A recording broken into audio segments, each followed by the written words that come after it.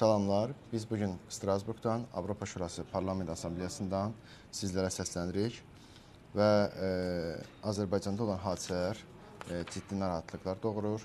Son dövrdəki jurnalistlərin həbsi və təqibi xüsusi diqqət çəkir. Beynəlxalq müşahidələrə görə 2023-cü ildən etibarən onlarla jurnalist müxtəlif ittihamlarla həbs edilib və bu ittihamların əksəriyyəti siyasi motivli hesab olunur.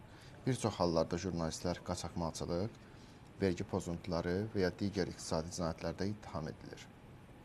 Lakin hüquq müdafiəçiləri bu ittihamların tənqidi jurnalistikanı susturmaq məqsədi ilə daşıdığını bildirirlər.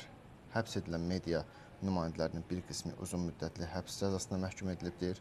Eyni zamanda saxlanma şəraiti, pis rəftar və işgəncə halları mövcuddur və beynəlxalq hesabatlarda yer alıbdır. Media azadlığı ilə yanaşı vətəndaş cəmiyyətinin vəziyyətdə ciddi narahatlıq doğurur. Beynəlxalq təşkilatların qiymətləndirmələrinə görə qeyri-hökumət təşkilatlarının fəaliyyəti hüquq və inzibati mexanizmlər vasitəsilə məhdudlaşdırılır. Onların mali resurslarına çıxışı çətinləşdirilir və qeydiyyat prosedurları süni şəkildə mürəkkəbləşdirilir. Hüquq müdafiəçiləri və fəallar tez-tez inzibati təzyiqlərlə, dindirilmələrlə və bəzi hallar həbslərlə üzləşirlər.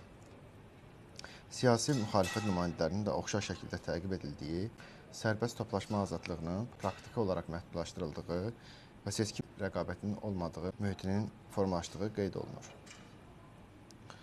Son illər diqqət çəkən digər mühüm tendensiya transmilli repressiyaların artmasıdır. Beynəlxalq hesabatlarda bildirilir ki, ölkə xaricində yaşayan Azərbaycanlı jurnalistlər və fəallar təzyiq obyektinə çevrilir. Onlara qarşı cinayət işlərinin açılması, qiyabi hökmlərin verilməsi və bəzi hallarda üçüncü ölkələr vasitəsilə geri qaytarılma cəhdləri transmilli repressiya nümunələri kimi göstərilir. Bu cür praktika beynəlxalq hüquq normaları və siyasi sığınacaq prinsipləri baxımından ciddi narahatlıq doğurur. Ümumilikdə 2026-cı ilə dair qiymətləndirmələr göstərir ki, Azərbaycan insan haqları sahəsində vəziyyət sistemli problemlərlə xarakterizə olunur. Məhkəmə sisteminin müstəqilliyi ilə bağlı suallar qalır. Hüquq mexanizmlərinin siyasi məqsədlərlə istifadə edildiyi iddiaları geniş yayılıb və cəmiyyət tənqidi fikir ifadə edən şəxslər üçün təhlükəsiz mühitin olmadığı vurğulanır.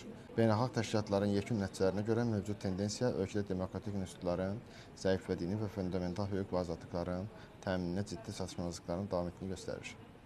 Sağ olun, salamat qalın.